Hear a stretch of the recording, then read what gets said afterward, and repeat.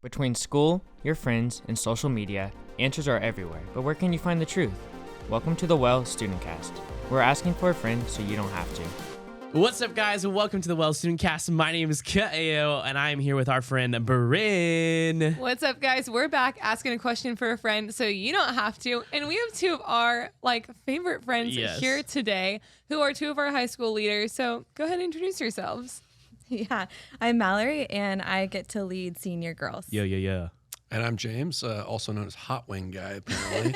And I lead freshman boys. That's amazing. We love that. Well, so fun. We have a thing coming up in a few weeks called our Song of Solomon Conference, which is basically a whole day thing on relationships. And so we are getting questions from students like, what are questions you have about relationships? Yep. And we had so many come in. We have a lot, and we don't actually have a lot of time to walk through all of them, which is why you need to sign up for Song of Solomon Conference, October 15th. Registration is live. Yes, we're going to be going way into more depth on all these questions and more that day, but we wanted to hit some of them with some of our friends today. And so asking for a friend today, you guys, we're just going to get right into it. Absolutely. But how do you balance your friends and your boyfriend or girlfriend in a relationship? That's tough. It's tough.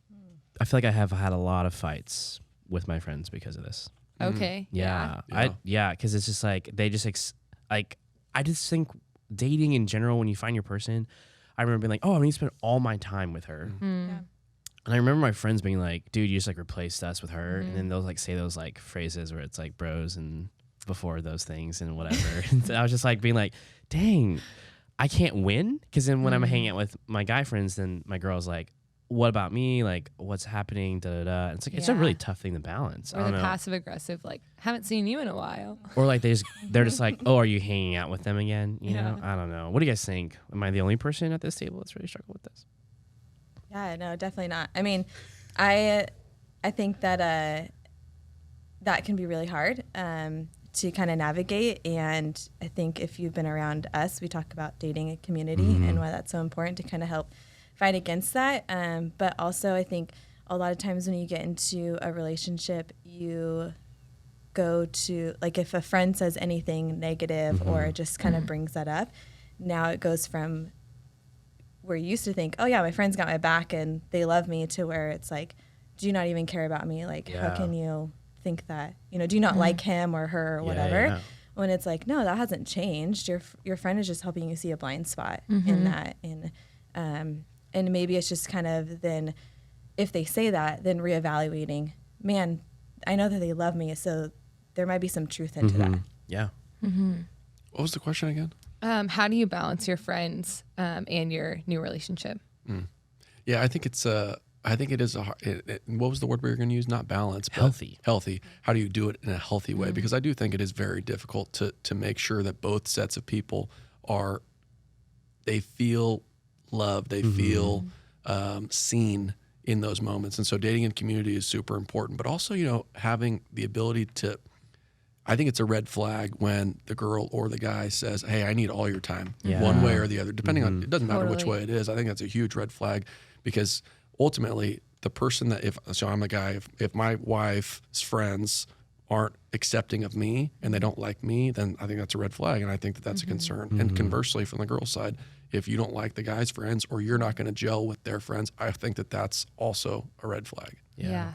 Well, and I think taking this conversation or this question on the other end, if you are the friend, when your friend gets into a relationship, if you're the one that's not dating someone, I think also having grace for them as they navigate, they probably have never had to even try to balance these two things before. And so it's a really unfair expectation to think it's always going to be 50-50. Or I think what we see a lot is actually the friends expect, you're still going to spend 90% of your time with me, and then they're just going to get this 10% thing. And I just don't think that's a realistic expectation. And my encouragement would be, if you are the friend or if you're the person dating someone, just ask each other, do we feel like we're spending enough time together? Do you feel like I'm balancing this well? How can I do this better? Because so often we just go with so much unsaid. Yeah. Just it's the whole point of communication and managing expectations. If they're uncommunicated expectations, you're naturally gonna have resentment and hurt. That happens in all relationships, not just dating ones. even happens with our friends. And so I think like if you're asking, how do I do this well? Well, maybe just start the conversation and be like, what can we do to make sure that happens? Totally. So. And I love that we're having this conversation because I wish this was something that was presented to me when I was dating in high school, because I ended up losing friends because I didn't know how to, have a healthy relationship with both my girlfriend and my friends. And so a lot of my friends were like, oh, you don't care about me at all. Yeah. So have a nice life. Yeah. And that was really hard. Totally. Yeah. Okay. Well, next question. Is it okay to like someone who is not Christian? No. As far as dating the person, no. Why? You can Everyone like them. jump to that. Yeah, can we like can them. like You can like them. Yeah. You can think they're attractive. But dating them, I'd say no. Yeah. What's like the danger in that? Why is this just because we're like this exclusive club of Christians and the Lord's just trying to like limit the most attractive people? Like what? Why do we say no? Very fair question. I think that, for me in my own personal experience, I dated somebody who was, and this is a much bigger conversation for me, but it was a very significant piece of my testimony was that I dated somebody that wasn't like-minded. And she knew that I was a Christian, but I wasn't presenting myself in that way. So we would cross these physical boundaries. And one day God woke me up and said, what the heck are you doing? And I had to walk that relationship back, and it hurt her tremendously. And the blowback for her was huge. And the blowback for me was also impactful, and that probably saved my life. But I think that, dating a non-believer is very difficult because, and I think Mallory will be able to speak to this, it creates a lot of confusion. Yeah, same. I dated a lot of non-believers, and in that time I always thought like, oh, I can date a non-believer and still hold to like my values or do what like God says is right.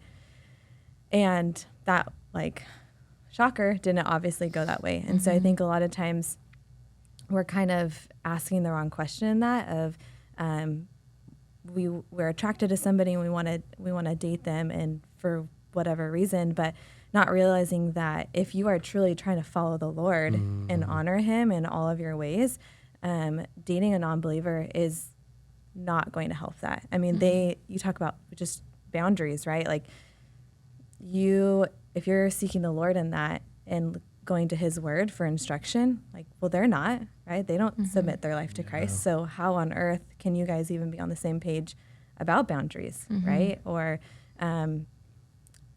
a lot of times, I don't know exactly what the quote was, but for me, in my experience, like dating a non-believer, like they didn't lead me to church or like they didn't lead me to my Bible, like they led me to the bedroom, which is like, not like, I mean, I haven't heard of an instance where it wasn't that way. Yeah. That's real. And I think like you can be friends with them. Like we're not saying like, don't have, like be friends, invite them to church. But I think like just because I feel like I experienced this in high school, just because the guy or the girl will go to church with you doesn't mean that they are like actively pursuing the Lord either. And so I think being mindful of that, like it is dangerous in the sense that can just be like, oh, well, they'll go to church. But I think what we're saying is like, no, enter into a relationship with someone who is actively pursuing the Lord as their savior. Yeah, we want them to run. We want you guys to run together. I mean, relationships already are messy. Why not? Let's just take that part out where we can constantly be encouraging each other towards Jesus. Right. Yeah. So that's good. Well, a lot of the things that we kind of tiptoed around in the idea of like why it is important to date a believer was kind of this idea of boundaries and like being on the same page in those things. So how do you guys how do students have a conversation about boundaries in a relationship? So I think that, and this is kind of a call to action to all the boys out there, but like I think that it needs to start with the guys. They need to be able to lead out courageously in this endeavor. And I'm not saying that it's easy, and I'm not saying that you will be perfect in how you lead that out, but you need to initiate that conversation as the man, because ultimately, if you want to be married and have children and present yourself in one of the most noble godly acts that you can do in marriage, you need to be able to lead your family. And if you can't lead a girlfriend in the relationship, in the aspect of creating those boundaries with her, whatever they might be, physical, emotional, spiritual, doesn't matter. You need to be the one to do that. And I don't think that it's wrong for girls to initiate that conversation either. but it does. I think the responsibility ultimately is with the man to say, this is where we need to be and this is where we're going. Otherwise, I think it's a red flag and you probably fail. Yeah. Well, James brought this up. I think this was kind of like the part 2 of the question. Should a girl initiate even the defining the relationship conversation or the boundaries conversation if the guy isn't initiating it? Yeah. I tell my girls, you can make it known that you like a guy. Yeah. Like, help a brother out. Yeah, they're very unaware. Help a brother out. Yeah, right? Yeah. I say that we are very unaware. Yeah. Yeah. Yeah. Help him out. Let him know that you are interested. One thing I think that maybe not all of us have it, but I feel like most of us have a fear of rejection, guys and girls. And when we operate out of that fear, we do some really weird things, right? We ghost people. We lie and aren't honest with how we feel. And we play games, we do all of this stuff. And I think recognizing, guys, be courageous, knowing that it doesn't mean that you're not afraid, but it means that you are obeying, you're honoring the Lord in that, and you're honoring the girls. Yeah, you're being obedient to what God says. Yeah. Yeah, I'm going to step up and do this. But also for us girls, it's, we can honor the guys. I think we forget to honor one another in that. We can honor the guys by saying, that probably took a lot of courage for him to do that. So I'm not going to be a jerk to him. Not expecting, girls not expecting the guys to do every single step perfectly. Right. Even if they're kind of drowning through, yes, that poor I guy think is I probably like you. terrified. Don't just nitpick every single thing they said in it and maybe affirm, hey, that was probably hard. Right. Thank you for sharing. Thank you for sharing. No, I'm glad you said that because it's a very scary conversation. If there's a guy out there that says that he's not afraid to walk up to a girl, he's lying He's to a you. liar. Yeah, because we're all terrified. Yeah, absolutely. Well, even in the boundaries conversation, that's just scary and awkward. I imagine for a boy to be hey. It is awkward. And, and defining the relationship, I think, is also awkward, right? Hey, will you go out with me? So are we boyfriend, girlfriend? Yeah. Or are we official? Or are we just hanging out? Oh, gosh, hanging out. Well, it's tough because in that moment I'm presenting, this is actually how I feel about you. Yeah. And I don't know how you're going to receive that. And it takes a lot. It takes a lot of courage because we're in that moment where okay, you can hurt me. Yeah. And that's pretty tough. I think that's probably why guys don't do it very often because they almost want to be sure before they even do it. Which yeah, I remember texting my friend to text my friend to text my other friend. Absolutely. Yeah. Does she like me? Do you think that she kind of likes me? Maybe. Absolutely. Yeah. Well, I think I don't know what you guys are saying here, and that you've said earlier, the best way to have these conversations, whether it's about boundaries, defining the relationship, is to have them. Yeah, just have it. Have it. And I think I want to say for the guys that are you guys are all telling me to have this conversation, that's scary, and the fear of rejection comes in yes, that is scary. And for the girls that are okay, I'm doing what Mallory said, I'm trying to make it known that I am interested. And that's scary too, because we are all afraid of that rejection. But I heard a quote a few months ago that was rejection's actually a gift. So it doesn't feel like it in the moment. But okay, if you get rejected, that's not because you are not valuable. No. On the guy side or the girl side, that's just okay, the Lord put blinders on. That's not the person. And so great. The pool got smaller. That's one option that got eliminated. We're great. And also in high school, statistically, it'd be great if you guys, found your soulmate for life in high school, but the odds are not great. Yeah. I mean, they're just not. Yeah. They're not. I also agree. I think the whole thing too is this whole thing creates clarity. And I would hate for a relationship to start in confusion, Yeah. And so I think it being clear first and foremost, A, it shows honor. B, it's also too, it's now almost I can live my life a little bit knowing that, this is a go or this is a no, I don't have to feel this weird, yes. weird. I don't Totally. know where we're at, and if it's a no, that's okay. Yeah. It's clarity. That's an answer. You move get on. to move on. Yeah. And it's kinder.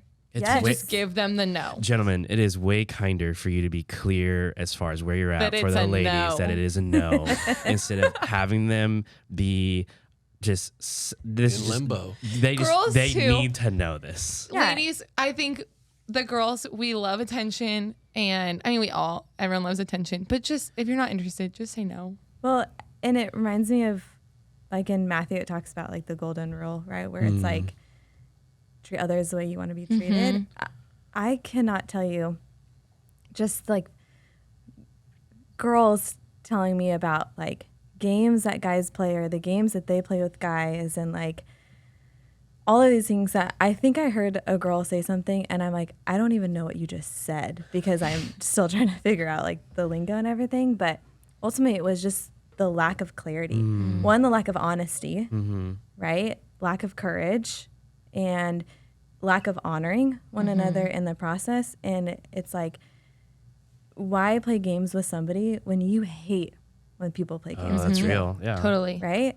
Like, so why can we just all agree that like we want people to be honest and clear with us, and so we need to be that way with others. Absolutely. I think just one quick follow-up, like, so the question initially was like, how do you have conversations about boundaries? So for the guys, like, how do they start that conversation? How do they have it? And then we talked about like, is it okay if a girl initiates that? How does a girl, if she's wanting that conversation to happen, how does she like encourage that conversation without leading it? Yeah. Well, I was going to say, I think first and foremost to like start the conversation on boundaries, you should probably process with someone like the trusted adult first and just be like, hey, what are reasonable boundaries? What are things I probably haven't thought of? What are some things that I probably don't want to say as make a boundary, but I probably need to say? And then just being coached up on that too, because sometimes, especially in this moment, you can communicate something you didn't mean to communicate, and it could be hurtful. And so it's important that like you process that ahead of time, because of like your words matter, especially in the sensitive part. And so I would say that's, I think, first and foremost, the first step. I don't know what you think, James. Yeah, no, I agree with that. And I was also thinking like, that person in your life, whether it's your life group leader, whether it's your dad, whether it's a grandpa, mentor of any kind, they should have a biblically based background as well, because I think that's really important for that advice to come from somebody that is not worldly, that's, beyond the world. So, that's what I got. Yeah, I think I just know for me personally being a girl, and when my husband was interested in getting to know me and dating me, one, he was very clear in it, which was good. But I kind of just, before I even met him, I already figured out boundaries for myself and just knew like in the moment, what is it that like kind of triggers that for me to not say no, or just that's like healthy, right? That I'm not even getting to that point of crossing boundaries. And so I decided that on my own with mentors and other girls. And then when Jeff was interested, I kind of even just said like, hey, I got boundaries in dating. Just kind of like terrified, right? Because I was like, I don't know. But it was just, I kind of just started that or just brought it up. And he was like, yeah, no, what? Like, I want to talk about that because I have boundaries in dating too. Yeah. Right. And so he led that conversation. But I wasn't afraid to just bring it up, right? Or encourage it of like, hey, this is something we should talk about. Yeah. Right. I'd also add to that, once you have the conversation as far as what your boundaries are, then you need to go ahead and let your community know what your boundaries are. Yeah. What's so funny is you can have your conversation with each other, being this is what your boundaries are, but then they become lines in the sand unless your community knows about it. Because then it's like, I'd wipe that. We can move it this way. No one else knows. Right. So no one will know if we change it. Exactly. Yeah. And so I would say it's important to like let your community know. I remember letting my roommate know when I was dating Cassie, here are my boundaries. And so like because then he was like, oh yeah, like what? I need to call you out on that. Like you told me that was a thing, So what I hear you guys saying is like the first time you guys start talking about your boundaries shouldn't be when you're face to face with the absolutely not. And it also shouldn't be the last time you have that conversation. No, that should be a reoccurring conversation. Oh yeah. I don't think it's just a one and then say we did it and we're okay. No, totally. Because as you progress through a relationship, right, it starts through dating and attraction, and then it progresses to, it spills over into your spiritual. Yeah. And then eventually you're going to get to that physical aspect. And that's the one that you really need to set some hard boundaries on. Yeah, for sure. Well, that's so good. I mean, so much good stuff was said here today. I wish we had hours to go through more questions. But we will be hitting more of these at our Song of Solomon conference on October 15th. So make sure you register. You'll see us all there. Absolutely. But yeah, thank you guys so much for coming. Yeah, we appreciate your wisdom. Yeah. So good. Yeah. It's always a joy. Yeah. Well, we'll see you next time when we're asking a question for a friend so you don't have to. All right. Bye. Thank you for listening to this episode of the Well StudentCast. As always, don't forget to subscribe and tell your friends about us. For more information about the Well Student Ministries, visit thewellcommunity.org/students.